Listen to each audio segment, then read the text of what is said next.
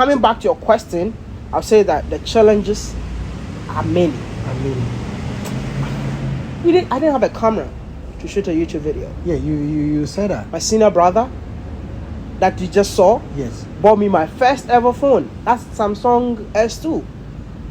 That was the phone that I was filming my YouTube videos. I don't know how to even start because this is a mind blowing, because one of the questions I always ask myself is, how am I going to meet this guy? Come on. Because the whole world want to have a piece of him, and luckily enough, through conversation with Atu in a car, we close for work and we're going. Then he asked me, do you know WODE? I said, I know WODE. I've been following all his videos. I watch all his videos. Then I told him that when one of your video in Zimbabwe, you were not posting videos when you were there for like 2 weeks, and I was like, nah, what is going on with this guy? So at least somebody from Ghana need to care about him. Yeah. So I sent him a message and he responded that he's okay. And he said, am I sure? I said, yes. Okay, I know WODE. And I said, you know WODE. And he said, so it was like more or less like, okay, prove me that you know WODE. Because it's not, he's a human, he's just like us, but it is really difficult because all your conversation, you always say that you are busy, you are moving from here to here. Yeah. So it's like, it's a great miracle meeting you. Nah, I always make time for everyone. Everyone. If I have the chance, I make time. Because I'm home now, I'm not doing anything. I just came to see my mom. So that's why I told you I'll be in Takrady this weekend. So if you can come around, that's okay. Yeah. So my lovely viewers, I'm sure you are kind of surprised how did this guy pull the strings to have WODE on the channel today. But it is through networking. So I said that education gives you 3 things. It helps you to discover who you are and how the world runs. And the second aspect is that it gives you the opportunity to network, to know people. Then the last one is knowledge about how the world is being run or how the world is moving. So through network, I happened to meet WODE, and I really appreciate what Atu you have done for me. And when Atu called you you didn't hold back, but you made time. So I want to say, Atu is a big brother, you know. So thank you very much. Yeah. Thank you. Now everybody knows you to be WODE, and you have given the narration in many of the interviews to be my mom. My mom. Yeah. But what is your real name? Kobina Akun. Kobina Akun. Born on Tuesday. Akun is the surname of my dad.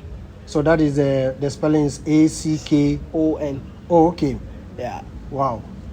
Okay, that's Kobina Akun. Yeah. Good. Typical fancy guy. Born and bred in Takrady. Where we are. I mean, where we are. Yeah, Ahinkofi. Exactly. Yes. Yeah. And but you can you imagine how far Ahinkofi Chrome has gone? Yeah.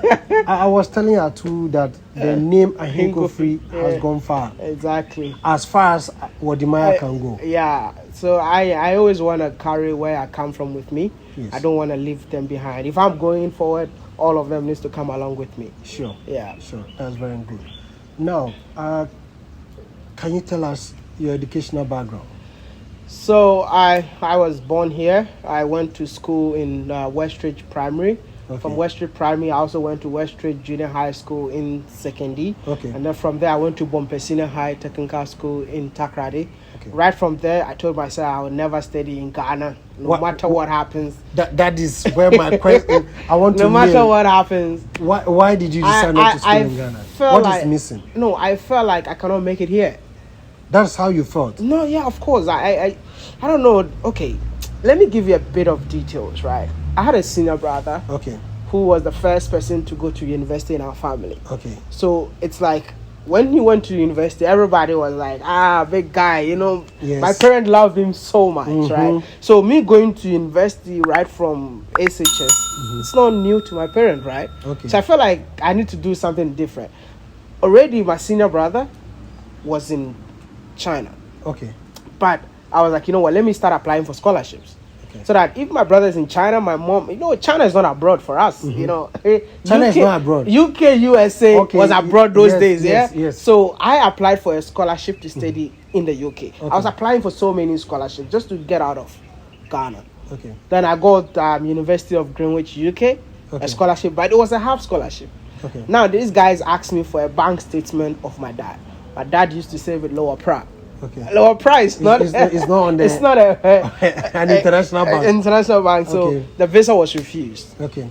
So that's where I did all the magic that I want to get out of here. And then a friend to my dad decided to sponsor my education from Ghana to China. So you deciding to school in China is not because the education system was having a problem?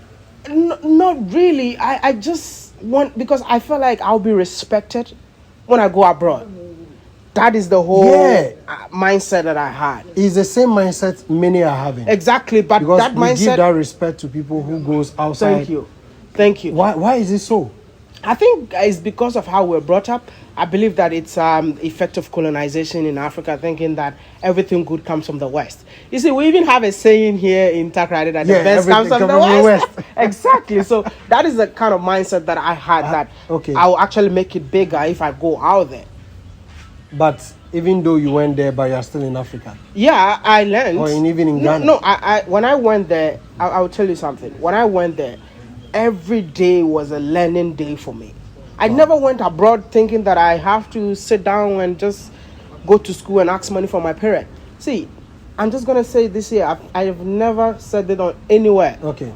When I went to China, my dad paid only my first semester fees.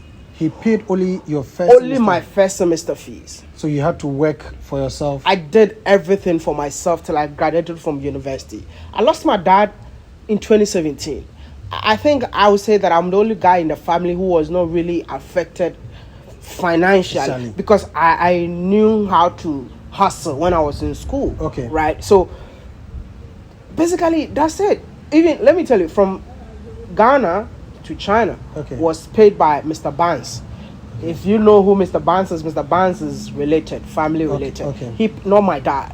He paid my flight tickets, Emirates, to China. When I went to China, 3 months I didn't go to school because my dad never had the money to pay for my fees. My school fees that time was $2,000. So you have to pay like $1,000 first semester. The second semester we pay the rest. My dad didn't have that money. So now my dad put things together, gave me the money. First 6 months I paid my fees in China. Henceforth I started asking questions. What can I do in China? That is where my entrepreneurial journey began. Realize that when somebody gives you $1, you can actually multiply the dollar to make it $2 or whatever. So that is the mindset that I had. So I started like working, saving money, buying phones, sending it to Ghana, making extra money. Selling. You have never said this in any of Never. This is the first time. It's the first time. Selling burgers. Selling. I have pictures selling burgers in China, selling hot dogs in China. What, you do it yourself? No, it's like somebody. And then we partner with them. And then they give it to us, and then he provides everything. Then we go and sell it. It's like you are already answering one of the questions that I intend asking. I'm giving you all the details because we are home now. I did all these things as a student in China. But when somebody sees you, he will think it was easy for you to make it. No. See, I think people who knew me those days knows that it was not an easy journey. To the extent that when I shoot a YouTube video, I go to class. In China, we have what we call 10-minute break. Whenever a lecturer is teaching, we go for a 10-minute break and then we continue. That 10 minutes, everyone will be laughing at me just because of a YouTube video that I did. See, wait. They laugh at you they will laugh at me till I cry. Bro, like my classmate can testify what I'm saying. Recently, most of my classmates have been sending messages that we're so proud of you. And that's what makes me feel like whatever you're going through, just if you know why you're doing it, keep going. And just stick to it. That's it. Never give up. That's it, bro. Like, they laugh at me just because I did a YouTube video. Recently, I went to Zimbabwe. I have a friend called Tony Megabush. Yeah. He was part of the guys that I started my YouTube channel with. Yeah, I watched that people video. People were laughing at us so much that Megabush gave up. And he left. Wow. That's why Tony left. We never split. We split because we make YouTube videos and then people start laughing at us. And Tony couldn't take it anymore. But for me, I started everything. And I know why I started. So I had to keep going. So does it mean that when you want to go into the media, you need to have a tough skin? I think it's one thing that you need to know. Like, even when you say the sky is blue, somebody will tell you the sky is not blue. See, it's brown. It's brown. So you just have to be open-minded, have a thick skin, be ready to embrace everything. You wake up the next morning, people are saying that you've done this, knowing that, bro, I don't know what you're talking about. Wow. But that's what they are saying on the internet. Wow. And you just have to get used to it. So for me, like I said, I've done something. Silence is the best option for me. Sure. I wake up every morning, people are saying, what am I has done this, what am I has done this. I read all of them, I watch all of the videos, but I would never respond. That's good. Until it passes. So coming back to your question, I'll say that the challenges are many. I didn't have a camera to shoot a YouTube video. Yeah, you said that. My senior brother that you just saw, yes, bought me my first ever phone. That's Samsung S2. That was the phone that I was filming my YouTube videos with. Now, people were complaining like, oh, we can't hear you, your sound is terrible. Man, I don't have. So I went to buy a microphone without having a camera. So if somebody has a camera, I just say, oh, please, can I film a YouTube video? Then I put my microphone in your... That's why I became friends with a Chinese dude who was a photographer. Okay. And he's the same Chinese dude that when I wanted to come to Africa, to start Africa to the world, he's the same guy who gave me a loan to come to Africa. And we've been friends till now. I flew him to Ghana in 2019, came to spend holidays in Ghana and went back to China. So the challenges, I will tell you, the challenges are many. But know why you started. Because nobody knows. It's just you. Yeah. It's just you.